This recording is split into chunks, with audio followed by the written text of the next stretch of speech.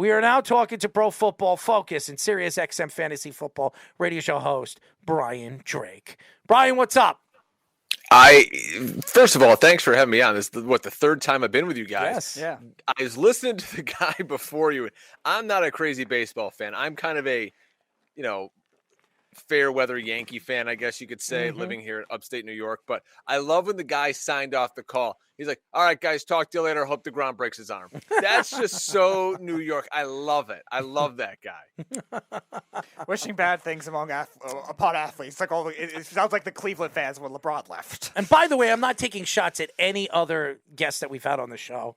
That Brian's the only person that knows his stuff. That's not what I'm saying. I just think Brian knows his stuff, and that's why I'm very excited to have him on. There's a lot of football, and that first part of the show, that first hour and a half was baseball, and now we're shifting to football because there's a lot to get into with football. But Brian, Merry Christmas, Happy New Year, Happy Thanksgiving, Happy Kwanzaa, whatever you celebrate. But I see you celebrate Christmas over there with the Christmas tree behind you. How are you? How are you and your family? They're good, man. I just got the kids down to bed. The elf on the shelf's got to make his moves. You parents out there know what we're talking about. Any holiday, I can just sit around. I can have a cold beverage and watch football, which is going to be the case this Christmas. Yes. It's fantastic. It's Christmas. All our American holidays now have been co-opted by sports. It's, the NBA is all over Christmas, and now the NFL is getting in on Christmas. Major League Baseball, they get 4th of July, and all that. It's great. We just want to sit around and drink and hang out, and that's kind of the new American way, I guess. I would agree with you. Well, we need a new American way. There's a lot of stuff going on in the world that we try to hide and try to, I guess, throw under the rug because it's a lot of craziness. So sports really gets us to go away. It kind of moves us away from all the crazy crap that's going on in the world. But why don't we get into it? I got to ask, how nuts will you be if Aaron Judge signs with whoever during the show? I will tell you this. 2 years ago, and Speedy, again, anybody that listens to the show, I don't know if you've been listening to the whole show because Jeff came on and they actually congratulated me because 2 years ago I said that if the Yankees don't sign him on this first arbitrations, he will leave and he will go to San Francisco and he will get a huge contract. And 2 years later, what's going to happen? He's going to San Francisco. He's going to sign with them. He's going to get a huge contract, and he will never see the light of day in New York again. So I'm not surprised. I'm not. Yeah, I have an autographed Aaron Judge photo in my hallway here as I come down to the Man Cave studio. And I'm like, you know what? I might have to take that thing down. No, you don't have to take it down. He's a Yankee. He's a long lasting Yankee. No matter where he goes, he could have been the next captain of this team. The Yankees did offer him. What I've heard is they're giving him an 8-year, $325 million contract for 8 years, which would make him the highest paid regular player every single day player in the whole, MLB. They were going to give him the C as the captain of the team. And I guess he turned it down. He doesn't want to be here. I don't know if it's true. We don't know if he's definitely signing with the Giants. But I think by the end of this winter meeting, which is Sunday, I guess. Is it Saturday or Sunday? I'm not sure, but it's basically next couple of days. Yeah, it's a 14-day cramming period. He's there. I'm not a huge, Yank, or I'm a huge, Yanks fan. I like them, but so I'm not going to pretend I know the ins and outs of baseball here. Yep. But as a Yanks fan and talking to my father-in-law, who's a big Yanks fan, and his sons and everything, 8-year contract for Aaron Judge. Isn't he kind of old right now? 31 in the beginning of the season this year. He's how old? He'll be 31 in the beginning of this year's season. All right. So, he's still got some good years left. But, do you want to be paying, 37, 38, 39-year-old Aaron Judge down at the end of that contract? Like, haven't we kind of seen that before with some guys on the Yankees? And we're like, oh, my God, why did we do this? I will say this. I brought it up in the beginning of the show. Derek, if you've watched the Derek Jeter documentary on ESPN, Derek Jeter, Brian Cashman fought Derek Jeter tooth and nail for his final contract. And Derek Jeter was very upset at the Yankees and very upset at Brian Cashman that he was going to leave. He was threatening to leave. He never left. He never left because he wanted to be a Yankee for life. He wanted to be one of those known Yankees for life because he loved the Yankees and the organization so much. He took the money that Brian Cashman offered him. He didn't talk to Brian Cashman even when he retired from the Yankees. He's never spoken to Brian Cashman again. It took him all the way to his Hall of Fame inductee, where he pulled Brian Cashman to the side and told Brian Cashman that I understand why you did that. I respect you for it. No hard feelings. I understand the type of position you were in as a GM to make that decision. That showed, and I'm not a Derek Jeter fan, even as a Yankee fan, but I respect him for that. And Brian Cashman, he's not one of those guys that are going to open up the pockets and say, hey, you know what I'm going to do? I'm going to pay you $300 million for 8 years. He don't do that. He already said that he would never do it again after Jacoby Ellsbury. And after that debacle of a contract. He was never going to do it. And then he didn't give it to Robinson Cano. And then what happened? Everybody found out, and their mother found out he was on steroids all that time. So what does that do? Could you imagine if he was a Yankee and he was on steroids? Oh, another Alex Rodriguez. This is the problem. And maybe it was Alex that got Robinson Cano on steroids. Who knows? The fact is, to me, when you sit back and you relax and you understand the way the game has changed, there's only one guy I trust more than Brian Cashman in all of professional sports. You know who that is? Myself. I was going to say Speedy Petey, but you know what? It kind of, we could curtail this into the NFL too. It's look at what happened in Green Bay with Aaron Rodgers, and they were hamstrung because he won another MVP. He brings him to the brink of the Super Bowl a few years in a row, and they're like, "Damn it, we don't want this guy anymore. We've drafted his replacement, but how do you sell to the fans?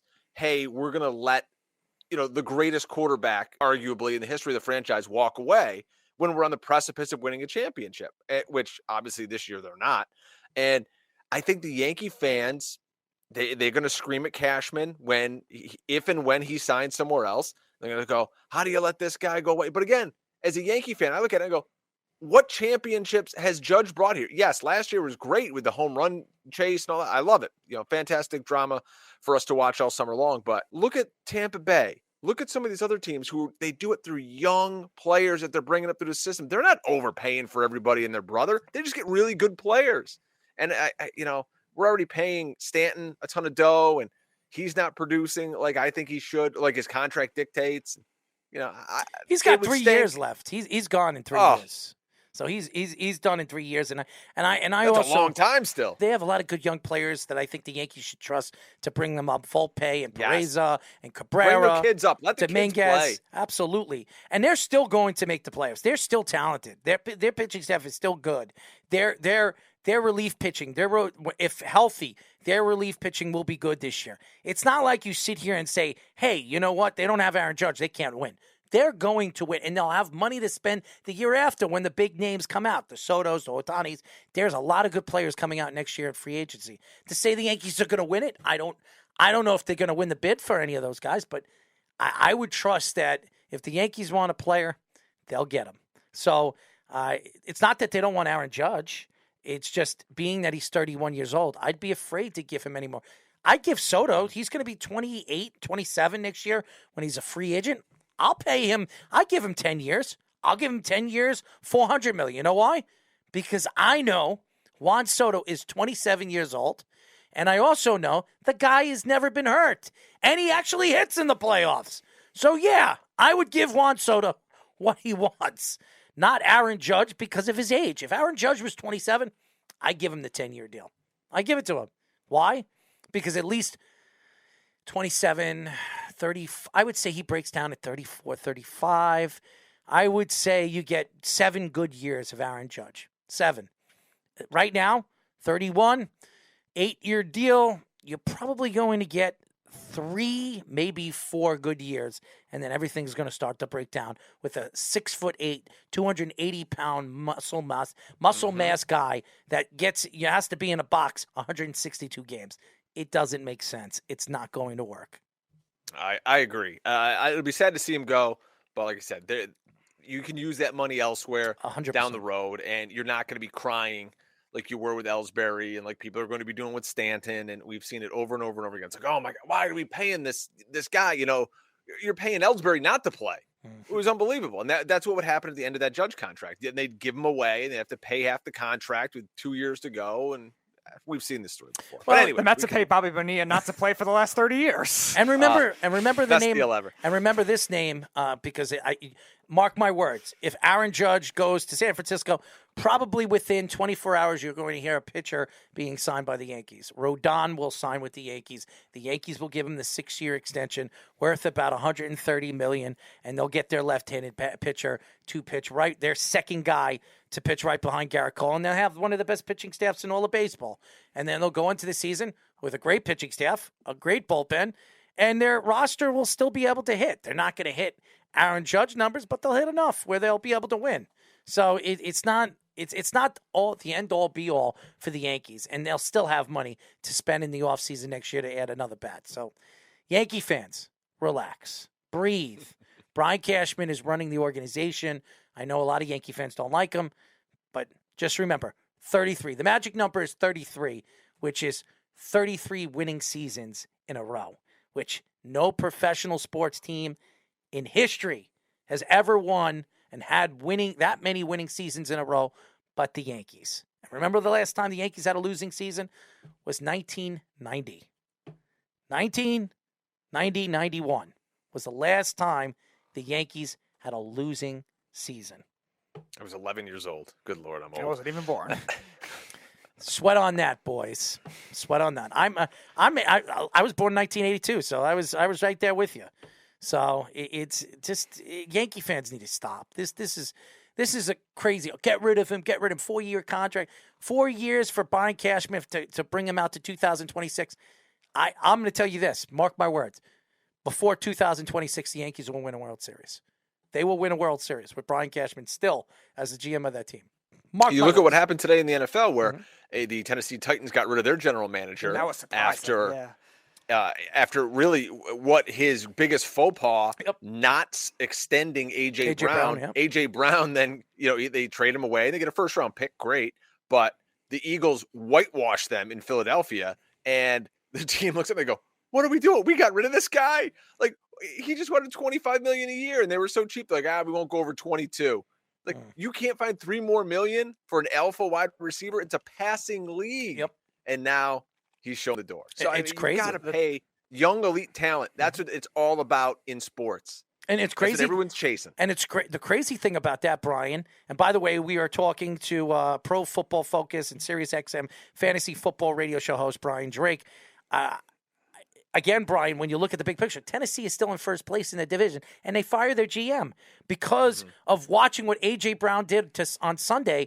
Just A.J. Brown. It wasn't Philadelphia. It was A.J. Brown completely dominating a game against his whole team. And I told Speedy, did I not tell you that was going to happen? I was wrong on that. I thought Mike Vrabel would be able to game plan for him. Everybody thought that Philadelphia was going to have a problem with Tennessee. I said, there's no way in hell they're going to have a problem with Tennessee because A.J. Brown is going to run all. I wouldn't be surprised if he scores 3 touchdowns in the game.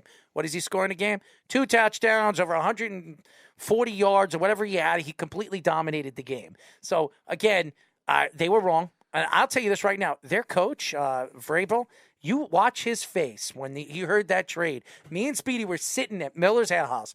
I'll never forget. And we were watching. See my face when it came across. Dude, we were sitting there, and they were right in Tennessee's. What do they call that when they're right behind close? The war room. The war room. And you heard when it came out that A.J. Brown was traded to Philadelphia, Vrabel got up. You saw the disgust in his eyes, and he walked out of the room. So what do you think he did when he closed that door? Okay, probably punched things. And you could see the difference of Philadelphia's offense with A.J. Brown in it. It opens up everything for them. And now that if Jimmy Garoppolo comes back, or he doesn't, he's not 100%, I think this is an easy way to the Super Bowl for Philadelphia. I don't know anybody that's going to be able to beat them. I don't know. What about you? It's going to be really, it comes down to Dallas. And Philadelphia's going to play Dallas again. I wouldn't be surprised if Dallas wins that game when they play again in a few weeks. But it's very important, I think, for Philadelphia. Get home field, just as it is for Buffalo, just as it is for Kansas City. in the AFC. But if you're Philadelphia, you want home field. You want Dallas to come to you. You want San Francisco to come to you. Really, the hope is that you can get those two to play each other. So one of them gets knocked out. You don't want to have to play both of them. San Francisco's 3 right now. They would play the Giants.